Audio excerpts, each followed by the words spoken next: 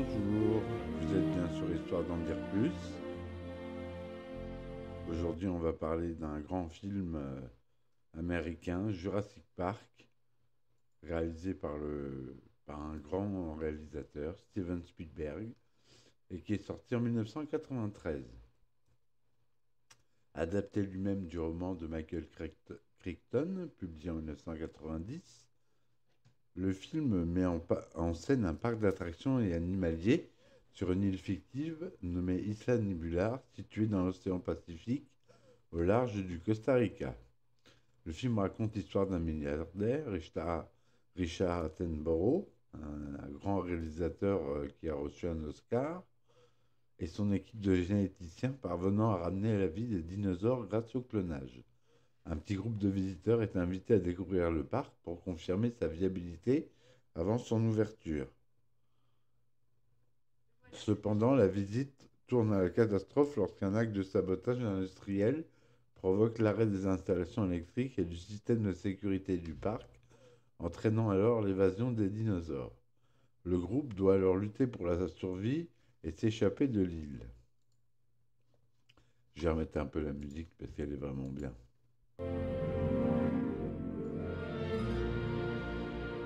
Avec le soutien d'Universal Pictures, Spielberg a acquis les droits de l'adaptation pour 1,5 million de dollars en mai 1990. Et Crichton a été engagé, c'est un peu fort.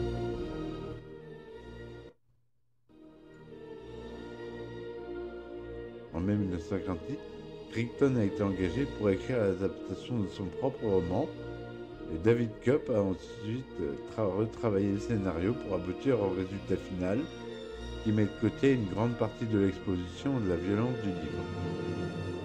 De nombreux changements ont été également apportés au personnage. Le tournage s'est déroulé en Californie et à Hawaï d'août à septembre 1992.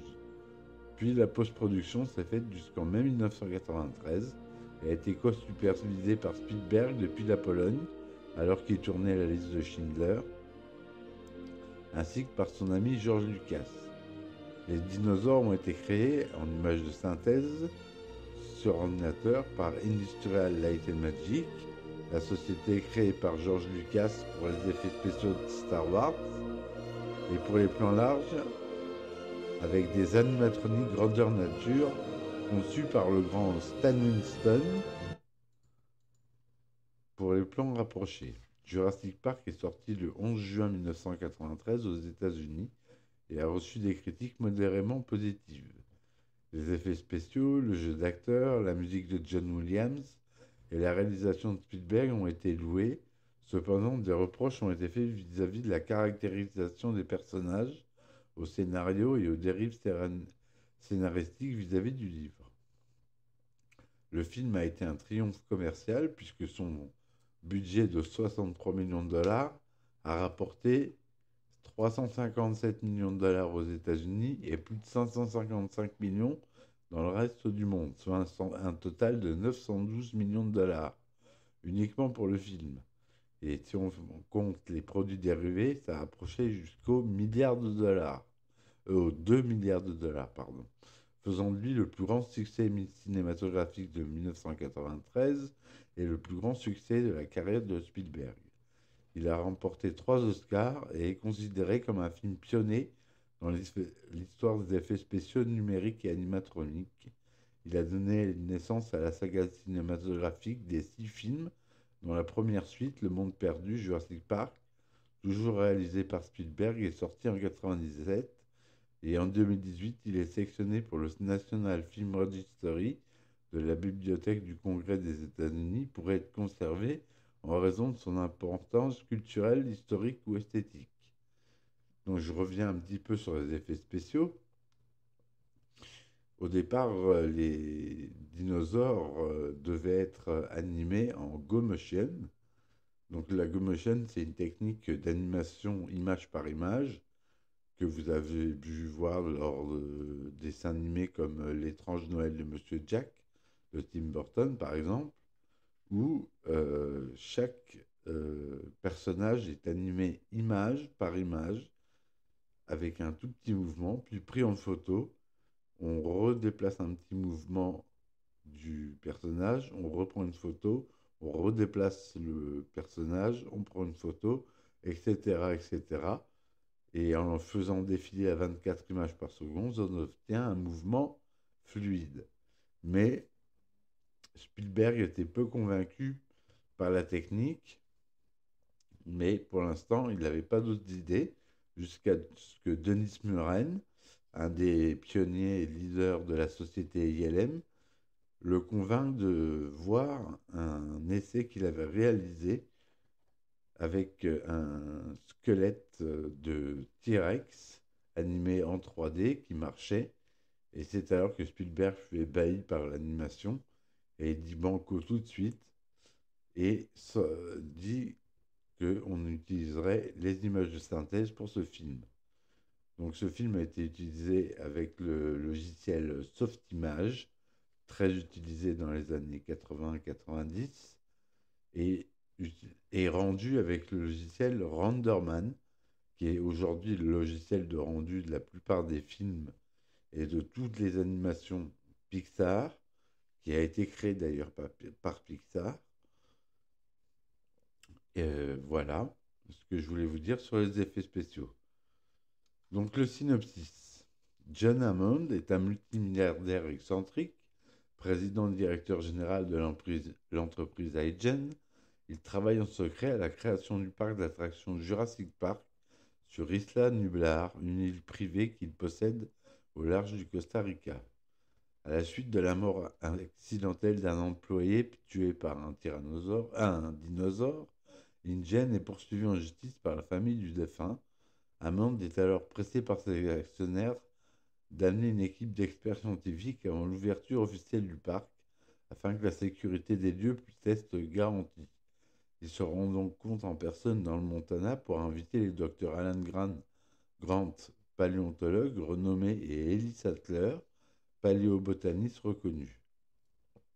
Excusez-moi pour les otages, je me suis fait percer la langue hier, et donc c'est un peu compliqué pour parler.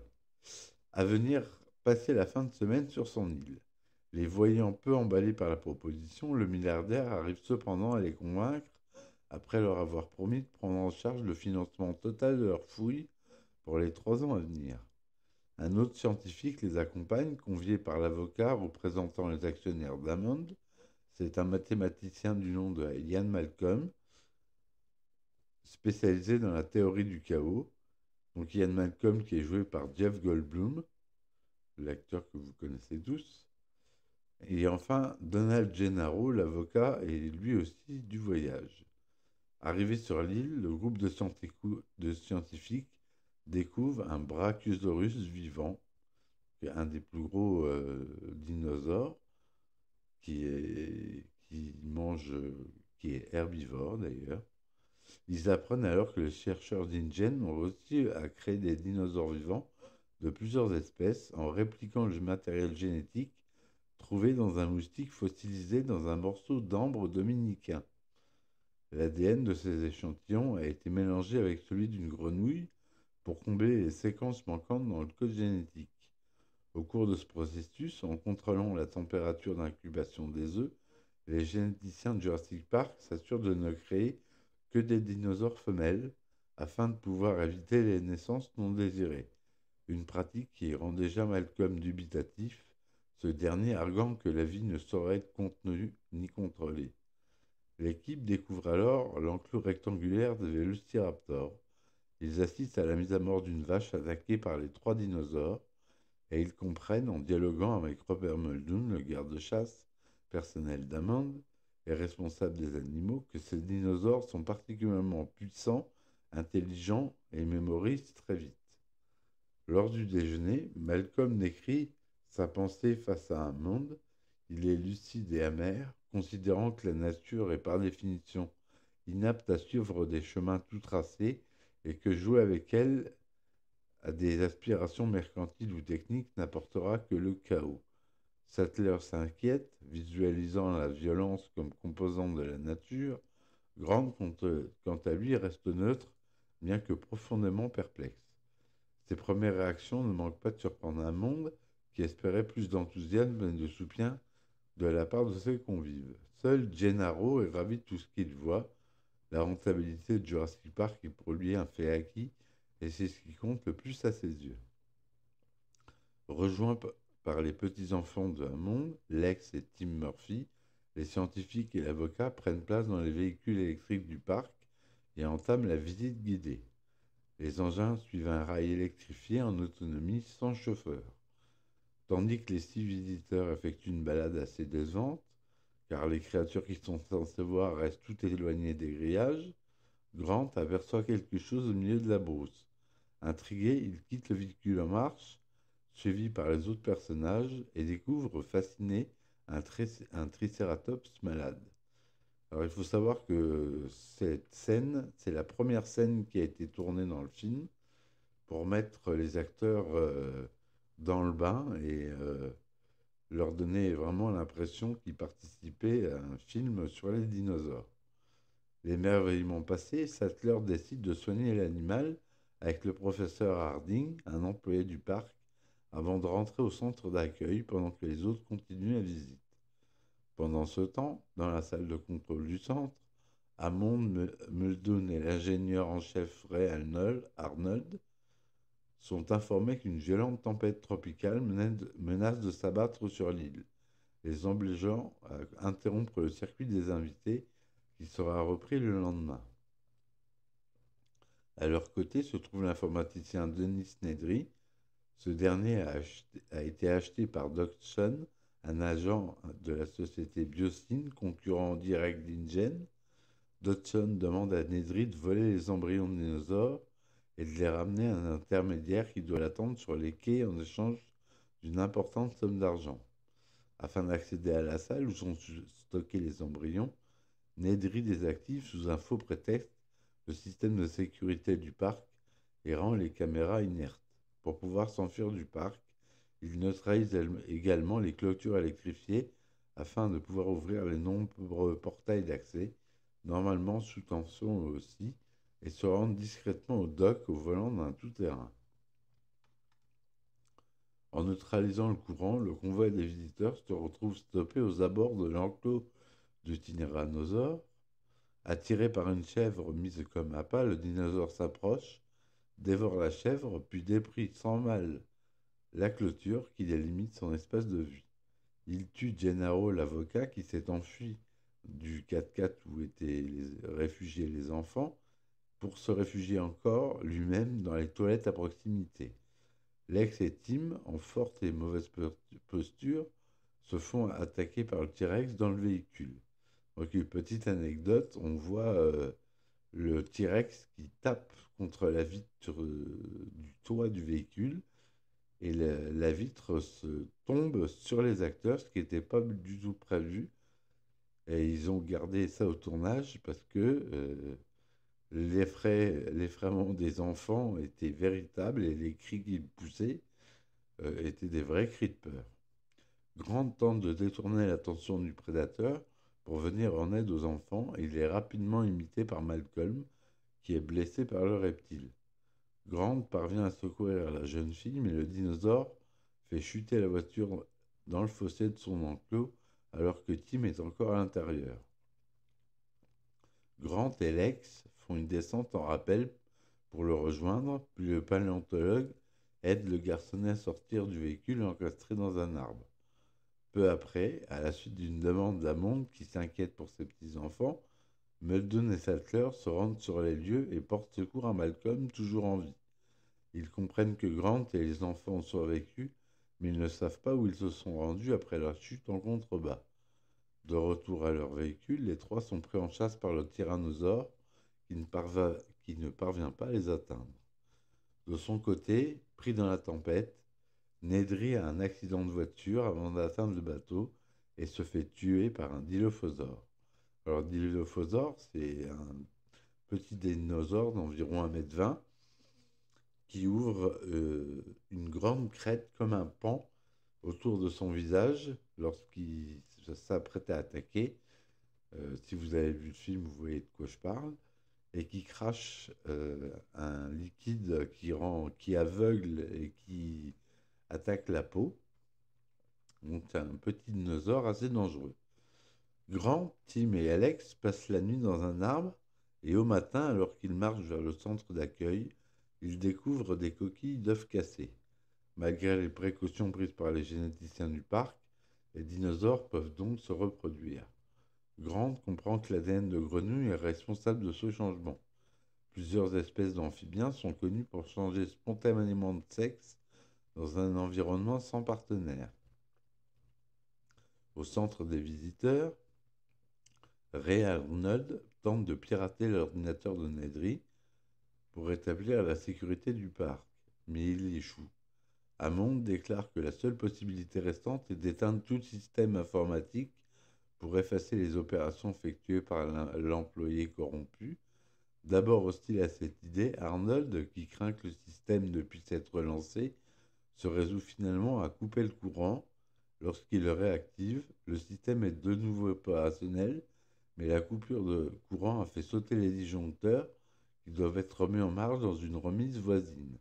Tandis que l'ingénieur s'y rend sans délai, Hammond demande à Muldoon, Sattler et Malcolm de l'accompagner dans le bunker qui jouxte l'enclos des vélociraptors. Toujours sans nouvelles d'Arnold, Sattler décide d'aller établir elle-même le courant avec l'aide de Muldoon. À peine sortis, ils s'aperçoivent que les raptors se sont échappés. Le garde-chasse, bien conscient du danger, demande à la jeune femme d'aller jusqu'au bâtiment pour remettre l'alimentation pendant qu'il s'occupe des raptors qui les ont pris en chasse. Muldoon est tué, mais Sattler parvient à remettre le courant avant d'être attaqué à son tour par un raptor. Dans sa fuite, elle découvre les restes d'Arnold. Au, moment, au même moment, Grant, Lex et Tim arrivent au centre des visiteurs, désormais désert. Le paléontologue y laisse les enfants, puis part à la recherche des autres. Il retrouve rapidement Sattler qui le conduit dans le bunker où se trouvent encore Hammond et Malcolm. Pendant ce temps, Lex et son frère sont menacés par deux raptors. Dans une cuisine, livrés à eux-mêmes, ils réussissent à enfermer le premier dans une chambre froide, mais doivent fuir devant le deuxième. Le chef nommé la Grande par Muldoon. Quelques instants après, ils sont rejoints par Grant et Sattler venus les récupérer. Le groupe se réfugie dans la salle du contrôle du parc et arrive à rétablir in extremis les systèmes de sécurité et de téléphonie. Pendant qu'Hammond est prévenu et appelle les secours, le Raptor parvient à détruire la fenêtre de la salle de contrôle, obligeant le groupe à prendre de la fuite. La grande, donc la grande Vélociraptor, les poursuit jusqu'à l'entrée principale. Le Raptor qu'Ellie avait enfermé durant sa fuite réapparaît et leur coupe la sortie. Alors qu'ils sont cernés par les raptors, les deux paléontologues et les enfants sont sauvés de justesse par le T-Rex qui attaque et tue les deux raptors. Rejoignant Hammond et Malcolm, le groupe fuit en jeep vers les hélicoptères de secours. Grant annonce au milliardaire qu'il refuse de donner son aval sur le parc, une décision que Hammond partage entièrement. Lorsque le groupe quitte l'île, Grant admire des pélicans volant au ras de l'eau, se rappelant de sa théorie que les dinosaures auraient plus de ressemblance avec les oiseaux qu'avec les reptiles. Alors, petite anecdote, vous allez voir que dans le prochain film de Jurassic Park, les vélociraptors et les autres et certains autres dinosaures seront dotés de plumes, puisque les avancées scientifiques entre le premier film Jurassic Park et maintenant ont montré que effectivement les dinosaures sont très proches des oiseaux. Voilà. Donc ça c'était le synopsis. La fiche technique, donc le titre original c'était Jurassic Park. En québécois ça a donné le parc Jurassique.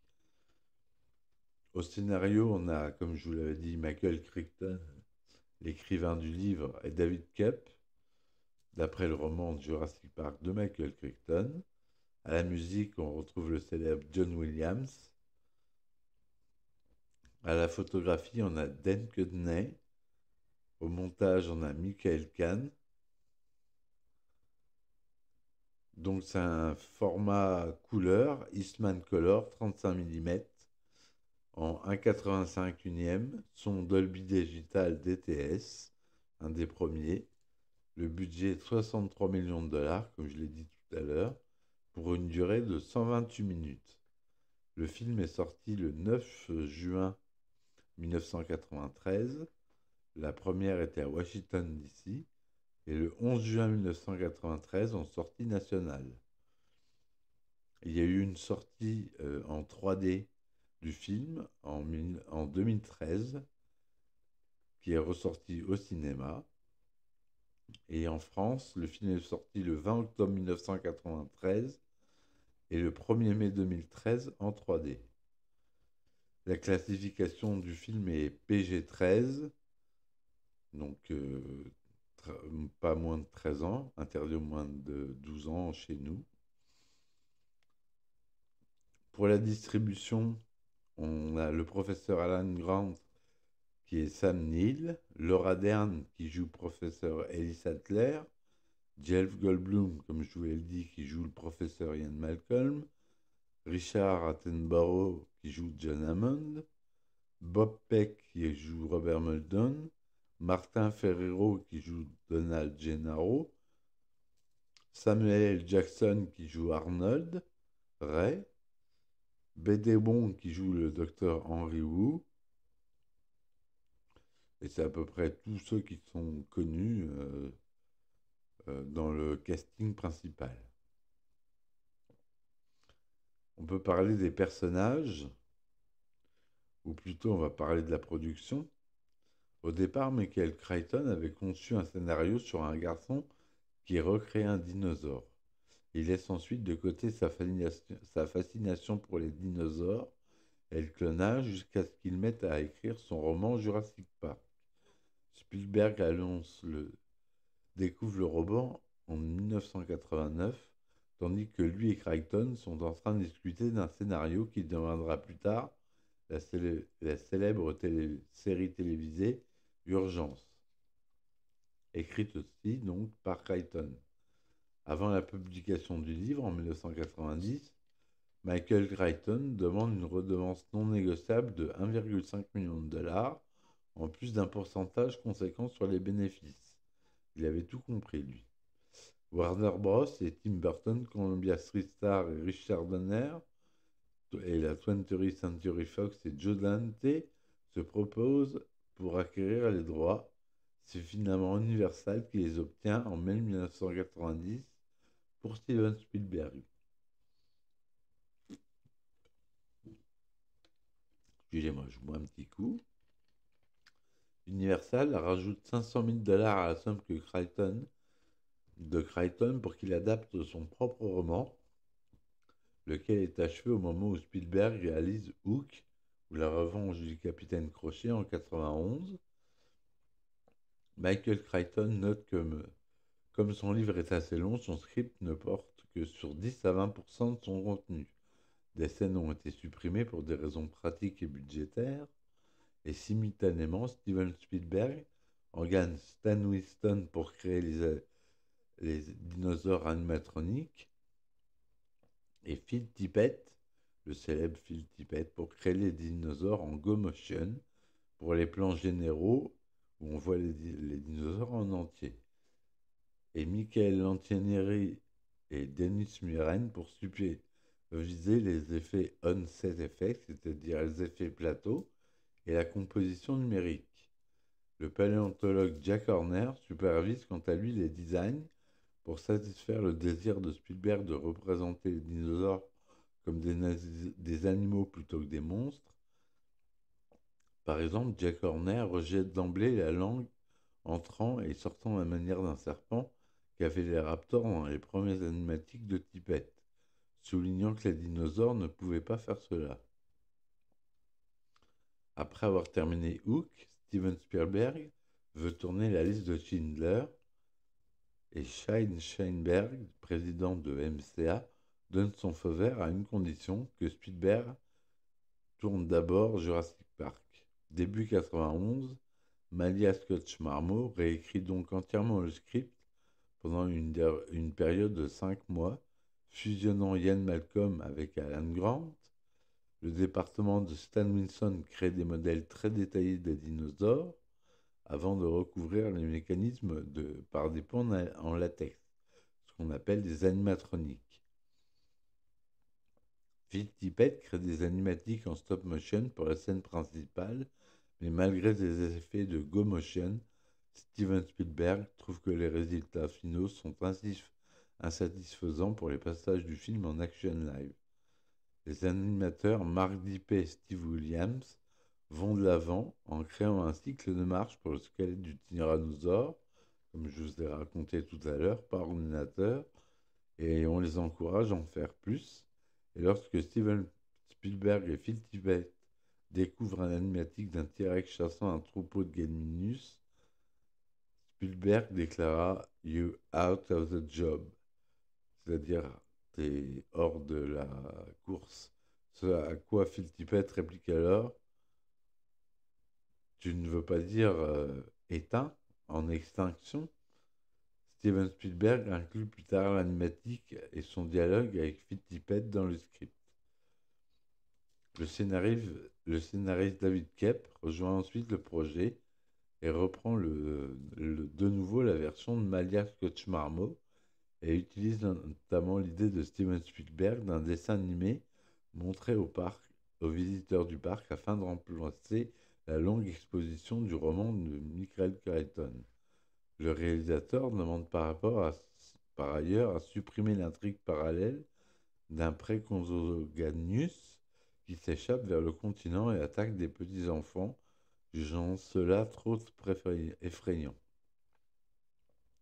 Ce passage sera finalement utilisé dans le prologue de la suite du film, Le Monde perdu Jurassic Park, que je raconterai dans un autre épisode.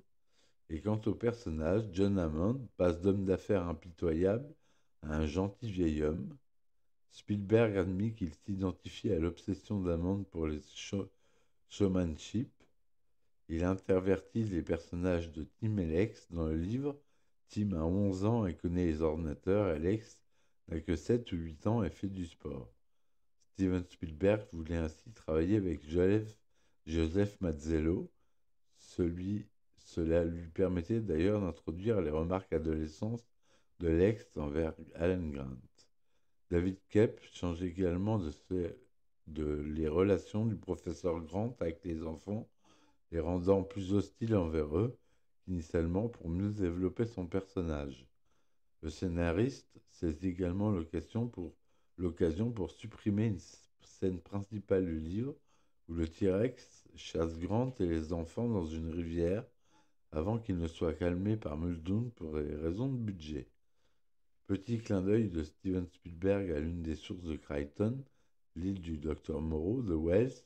Hammond, directeur du parc, arbore la barbe, le complet blanc et le chapeau de l'inquiétant Dr Moreau dans l'adaptation de 1977.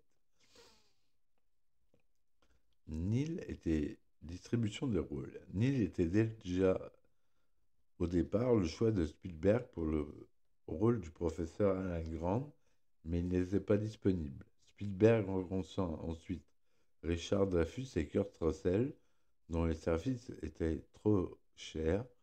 Harrison Ford et William Hurt ont refusé le rôle. Spielberg repoussa le tournage d'un mois pour que Neil puisse jouer le personnage. Pour mieux s'imprégner du rôle, Neil rencontra le paléontologue Jack Horner. Pour son rôle, Laura Dern a aussi rencontré Horner et a visité le Muséum d'histoire naturelle de Los Angeles. Steven Spielberg a tout de suite choisi Jeff Goldblum pour le rôle du professeur Ian Malcolm. Le grand amateur de dinosaures, Goldblum a rencontré James Blake et Ivar Eklund pour discuter de la théorie du chaos afin de préparer son rôle. Jim Carrey a aussi passé une audition pour le rôle. Richard Attenborough n'avait pas joué dans un film en tant qu'acteur depuis The Human Factory en 1979. Le tournage. Après 2 ans et 1 mois de pré-production, le tournage démarre le 24 août 1990 sur l'île hawaïenne de Kauai. Les 3 semaines prises impliquèrent des extérieurs à différentes heures de la journée. Le 11 septembre, l'ouragan Iniki s'abat directement sur Kauai, ce qui fit perdre à l'équipe une journée de tournage. La prise prévue de la poursuite des Gallimimus fut déplacée à Oahu. L'équipe retourne sur le continent américain pour tourner les scènes des Raptors dans la cuisine, au plateau 24 des studios d'Universal Pictures, et des prises sont réalisées au plateau 23 pour la scène du bâtiment d'alimentation électrique, avant de partir au Red Rock Canyon pour les scènes de fouilles archéologiques dans le Montana au début du film. L'équipe est ensuite retournée à Universal pour tourner le sauvetage de Tim par Grant, utilisant un support de 50 pieds et des roues hydrauliques pour que la voiture tombe, et de la rencontre avec le Brachiosaurus lorsqu'ils sont dans l'arbre. Et pour le tournage des laboratoires du parc et de la salle de contrôle, l'équipe a emprunté des animations pour des ordinateurs à Silicon Graphics et Apple. L'équipe se déplaça au stage 16 du studio Warner Bros. Pour enregistrer l'attaque du T-Rex sur les véhicules du tour. De retour à Universal, les scènes avec le Dilophosaurus ont été faites sur le plateau 27. Enfin, le tournage s'est terminé au plateau 12 avec la poursuite des Raptors à travers la salle des ordinateurs et le centre des visiteurs. Steven Spielberg reprit le T-Rex pour le clou du spectacle avec cette fin originale où Grant utilise une plateforme pour manœuvrer un raptor dans le fossile d'une mâchoire de tyrannosaure. Le travail sur les effets spéciaux se poursuivit sur le film, l'équipe de Tippett ajustant la nouvelle technologie avec les Dinosaur Input Device, les modèles qui fournissent l'information aux ordinateurs pour permettre d'animer les personnages traditionnellement. Donc, c'est une technique qui a été reprise dans Starship Troopers. En fait, ils ont recréé des maquettes des dinosaures qui pouvaient animer à la main et qui étaient enregistrés et dont les mouvements étaient enregistrés dans l'ordinateur, ce qui rendait l'animation beaucoup plus simple et organique. En plus, ils ont extériorisé les scènes avec les raptors et les gallimimus. En plus des dinosaures en images de synthèse, ILM inclut aussi des éléments comme les éclaboussures d'eau ou un visage numérique pour remplacer celui de la doublure d'Ariana Richards. Spielberg surveillait la progression depuis la Pologne. Il a par ailleurs investi dans la création de DTS, une société spécialisée dans le format son multicanal numérique, que je vous disais en début de podcast. C'est le premier film qui a eu ce fameux DTS. L'équipe responsable des effets sonores, supervisée par George Lucas, termina son film fin avril. Jurassic Park fut totalement terminé le 28 mai 1993. À la musique, comme quasiment tous les films de Steven Spielberg, c'est John Williams qui compose la bande originale de Jurassic Park et il commence à travailler à la musique du film en fin février et elle est enregistrée un mois plus tard par le chef d'orchestre, les chefs d'orchestre, John Neufeld et Alexandre Courage. Sorti et ressorti. Le film sort en VHS en octobre 1994 et en DVD en octobre 2000. Le film est aussi sorti dans un pack regroupant également Le Monde Perdu Jurassic Park. Et le DVD est ensuite ressorti avec ses deux suites le 11 décembre 2001, sous le nom Jurassic Park Adventure Pack le 29 novembre 2005. Et encore une fois, le film est ressorti en 3D aux États-Unis le 19 juillet 2013. Accueil du film. En 2001, l'American Film Institute classe Jurassic Park 35e film le plus excitant de tous les temps, le 13 juin 2001. Et la chaîne Bravo déclare une des scènes du film comme la 95e plus effrayante de tous les temps en 2005. En 2004, pour son 15e anniversaire, le magazine Empire nomme Jurassic Park 6e film le plus influent depuis l'existence du magazine. et la première rencontre avec le Brachiosaure, moment le plus magique au cinéma. Pour son 55e anniversaire en 2005, Film Review déclare le film comme l'un des 5 films les plus importants depuis l'existence du magazine. En 2006, IGN classe Jurassic Park comme 19e plus grande franchise de films de tous les temps. Plus significativement, lorsque plusieurs cinéastes ayant vu Jurassic Park utilisèrent les images de synthèse, ils réalisèrent que le fruit de leur imagination, auparavant irreproductible car trop cher, était maintenant plus possible. Stanley Kubrick contacta Spielberg pour diriger AI Intelligence Artificielle. George Lucas commença à réaliser les préquels de Star Wars et Peter Jackson commença à se réintéresser à son amour d'enfance pour les films de fantasy qui devaient le mener ensuite sur les projets du Seigneur des Anneaux et King Kong. Jurassic Park a inspiré des films et des documentaires comme Dinosaur from the Deep, Godzilla, Carnosaur et Sur la Terre des dinosaures, ainsi que de nombreuses parodies. Stan Winston réunit IBM et James Cameron pour former Digital Domain, déclarant: si je n'avais pas été euh, induit dans l'aventure, il allait devenir un dinosaure. Alex Billington déclara que le film était en avance sur son temps, même en usant des animatroniques qu'ils ont fait. Le pas fait avec les images de synthèse était de très loin le meilleur de tous les temps. Promotion. Universal a investi 65 millions de dollars dans la campagne marketing de Jurassic Park, passant des accords avec une centaine de compagnies pour lancer environ 1000 produits. Celui-ci inclut les 3 jeux vidéo Jurassic Park, développés par Sega et Ocean Software, une ligne de jouets Kenner distribuée par Hasbro et une novélisation visant le jeune public. La bande originale du film sortie en album accompagnée de morceaux non utilisés. La bande-annonce du film ne laisse entrevoir que de rapides coups d'œil sur les dinosaures, et le film est présenté par la croche. Il a fallu 65 millions d'années pour que cette aventure devienne possible. Qui part d'une blague de Spielberg regardant l'authentique moustique dans l'ambre utilisé pour être encastré dans la canne d'un monde. La première du film se fait au National Building Museum le 9 juin 1993 à Washington, en faveur de 2 offres de charité pour les enfants.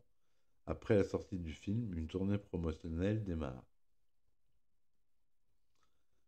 Les accueils critiques. Les critiques de Jurassic Park sont dans l'ensemble mitigées. Si les effets spéciaux sont loués, comme je l'ai dit tout à l'heure, beaucoup de reproches concernant la caractérisation des personnages et les dérives scénaristiques par rapport au livre adapté. Sur le site agrégateur de critiques Rotten Tomatoes, le film est crédité d'un score de 91% d'avis positifs basé sur 125 critiques collectées et une note moyenne de 8,3 sur 10. Sur Metacritic, le film obtient une note moyenne pondérée de 68 sur 100 sur la base de 20 critiques collectées. Sur le site d'Allociné, le film obtient une note de 4,2 sur 5 sur la base de 11 critiques de presse collectées et les spectateurs lui donnent une note moyenne de 4,2 sur 5. Le box-office. Le film est pourtant devenu le plus gros succès financier jamais réalisé jusque-là devant E.T. l'extraterrestre, précédent détenteur du titre, bien qu'il ne surpasse pas E.T. et au niveau national.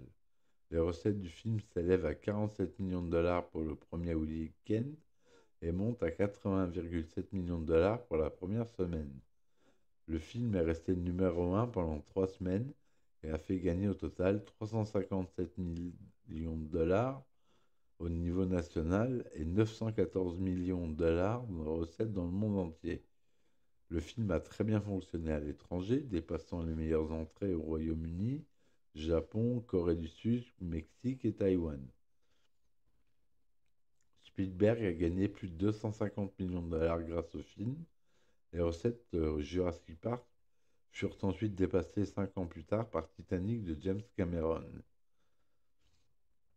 En 2013, après sa sortie en 3D dans le monde entier, le film engrange une recette supplémentaire de 114 millions de dollars, devenant un des films ayant dépassé la barre symbolique du milliard de dollars, avec une recette s'élevant à 1,29 154 982 et 50 des plus gros succès du box-office mondial.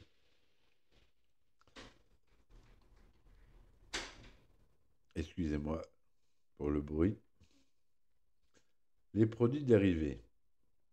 Steven Englehart écrit une série de comics publiée chez Topps Comics qui servent de continuation au film Raptor en 2 volumes, et Raptor Attack, Raptor Hijack et Return to Jurassic Park, qui comportent chacun 4 numéros. Return to Jurassic Park devait alors se poursuivre sur 4 volumes avant d'être annulé. Tous les numéros publiés furent ensuite compilés sous le titre Jurassic Park Adventures aux États-Unis et Jurassic Park au Royaume-Uni.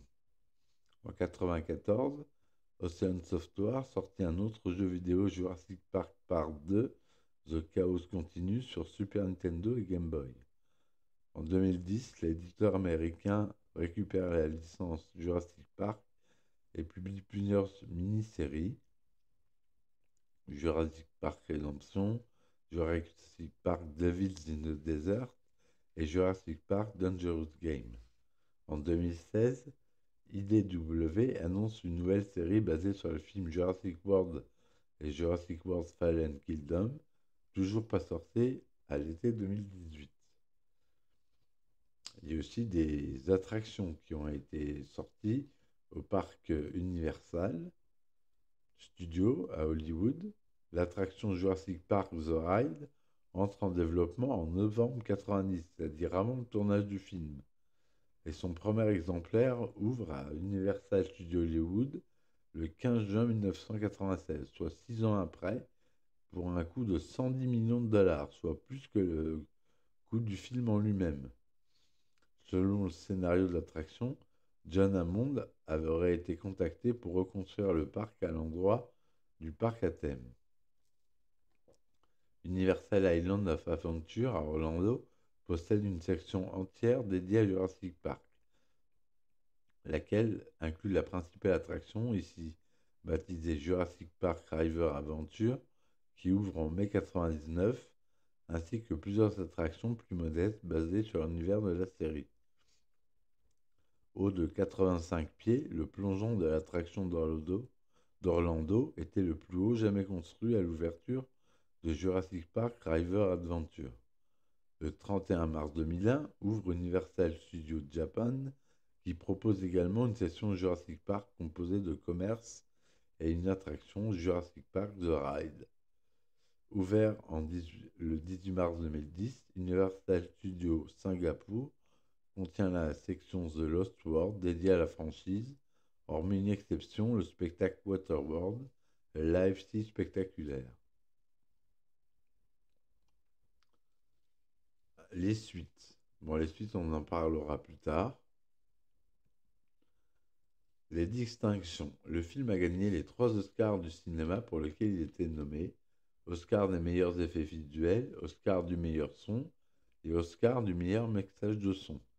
Il remporta le prix Hugo de la meilleure dramatique présentation et le Saturn Award du meilleur film de science-fiction, du meilleur réalisateur, du meilleur scénariste pour Crichton et Cup et des meilleurs effets spéciaux.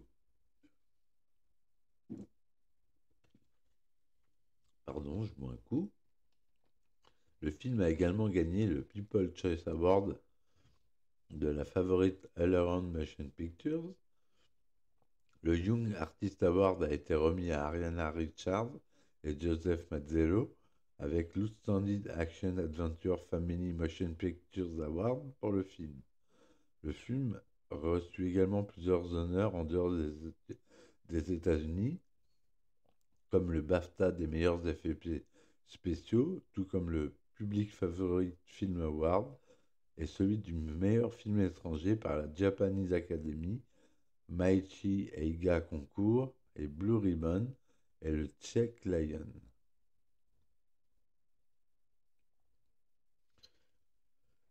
Au début du film, on peut voir l'arrivée des protagonistes dans le laboratoire de John Hammond, une bannière sur laquelle est écrit quand les dinosaures avaient la Terre sous leur emprise. Un film du même nom, quand les dinosaures dominaient le monde, a été réalisé par Val Guest en 1970. Le personnage de John Hammond, parti d'Écosse dans sa jeunesse, dit avoir commencé misérablement en divertissant les gens avec un cirque de puces et exprime sa fierté d'avoir aussi bien réussi. C'est une référence à l'industriel d'origine écossaise Andrew Carnegie, figure même du self-made man, également connu pour être un grand collectionneur d'os de dinosaures. Après qu'une équipe de paléontologues eut nommé le diplodocus Carnegie en l'honneur d'Andrew Carnegie, leur financeur, ce dernier popularisera la figure du diplodocus auprès du grand public en offrant un certain nombre de répliques d'os de diplodocus à différents musées américains. Outre la grande ressemblance biographique entre les deux hommes, John Hammond, interprété par Richard Attenborough, est le quasi-sosie d'Andrew Carnegie.